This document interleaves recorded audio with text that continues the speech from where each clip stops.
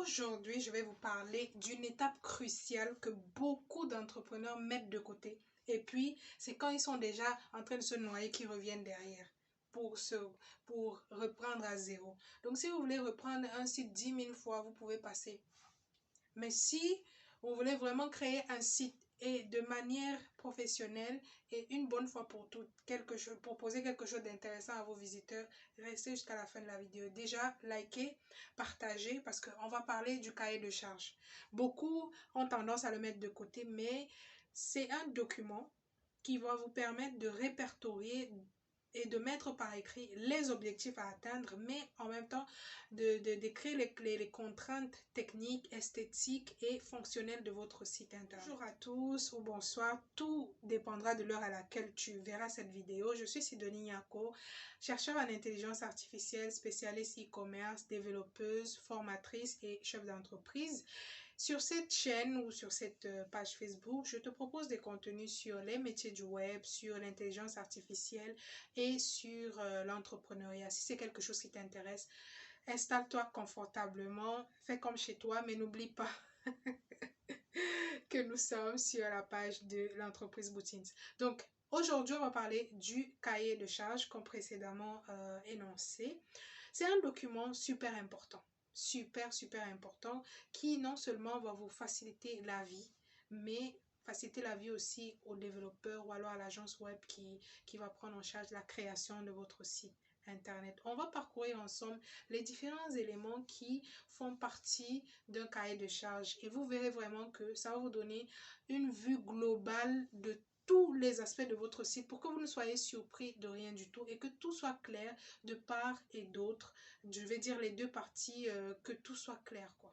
La première étape consiste à présenter votre entreprise d'abord, ensuite ses activités. Après avoir présenté votre entreprise et ses différentes activités, c'est le moment de présenter votre projet. Je vais dire le projet de création de site internet. Donc, vous allez donner quels sont les objectifs que vous voulez atteindre. Est-ce que c'est une augmentation de chiffre d'affaires? Est-ce que c'est une augmentation de visiteurs, etc. En tout cas, fixez les objectifs dans les moindres détails.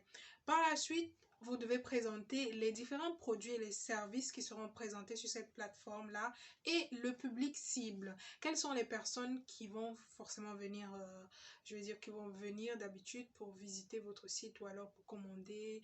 Bref, vos visiteurs, vos internautes, c'est qui? Vous devez pouvoir les présenter.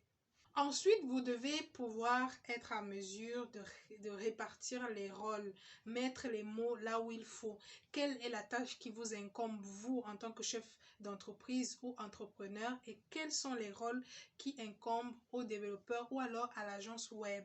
Donc, il faudrait vraiment que les choses soient claires et écrites mot pour mot pour que nul n'ignore ce qu'il est censé faire. Par la suite, vous devez expliquer un petit peu quels sont les contenus que vous allez avoir sur votre site et quelles sont leurs caractéristiques. Et à ce moment-là, on parle du contenu texte, images, vidéos, quels sont les designs que vous allez mettre en place, quelles sont les animations, l'ambiance, en tout cas, tout ce qui concerne vos contenus, vous devez mettre tous les descriptifs possibles ou même mettre les contenus qui vont intervenir dans ce site. Votre cahier de charges devrait figurer les contenus et les différentes caractéristiques de ces contenus-là. Donc, du coup, vous devez avoir, par exemple, si vous avez du texte, des vidéos, des images à mettre, ce serait intéressant de les mettre. Quel est le volume de contenu que vous allez mettre? Il faut vraiment estimer et mettre par écrit ces différentes caractéristiques. Dans votre cahier de charges doit figurer les maquettes de votre site.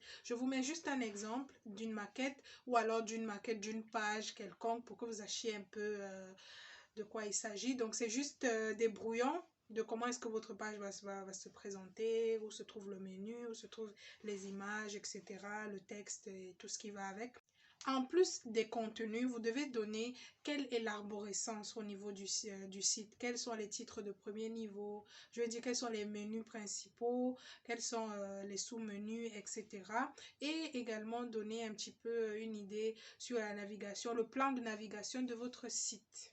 Il y a la question de l'hébergement du nom de domaine et ensuite on a aussi le référencement qui doit être bien défini dans votre cahier de charge. Quels sont les plans que vous avez choisis pour ces différents aspects-là? Il est également important de mentionner les différentes caractéristiques techniques de votre site internet et par la suite donner un petit peu les statistiques de connexion qu'il pourrait y avoir. On est toujours dans les estimations. Une autre information importante à retrouver dans votre cahier de charge, c'est les différentes options de développement, comment est-ce que va se faire la mise à jour de votre site, parce que vous n'allez pas créer un site qui va rester comme ça du début jusqu'à la fin. Donc, comment va se faire la mise à jour. Et finalement, dans votre cahier de charge, vous devez mentionner les délais de livraison. Donc, à quel moment vous allez avoir vos livrables. À quel moment votre développeur doit vous donner une certaine partie du site. Si vous êtes par exemple dans un site qui est assez vaste, vous pouvez le sectionner de telle sorte que voilà, à telle date, vous allez livrer telle chose, etc. Donc voilà, j'ai terminé les différents éléments qui doivent se retrouver dans votre cahier de charge. Pour ne pas avoir une vidéo super longue, je l'ai fait comme ça de manière rapide. Mais si vous voulez que je revienne dans les détails sur chaque étape, n'hésitez pas. Si vous voulez même un exemple d'un site internet, voilà, d'un cahier de charge d'un site, vous pouvez le mentionner juste en commentaire. Je reviendrai là-dessus pour vous donner un peu plus d'informations pour aller en profondeur dans cette histoire de cahier de charge que beaucoup ont tendance à négliger. Pourtant, c'est quelque chose qui va vous faciliter la vie. J'ai terminé pour cette vidéo. Je vous retrouve tous les lundis, les mercredis et les vendredis à partir de 21h GMT. Donc, n'hésitez pas à vous abonner pour ne pas rater les prochaines vidéos.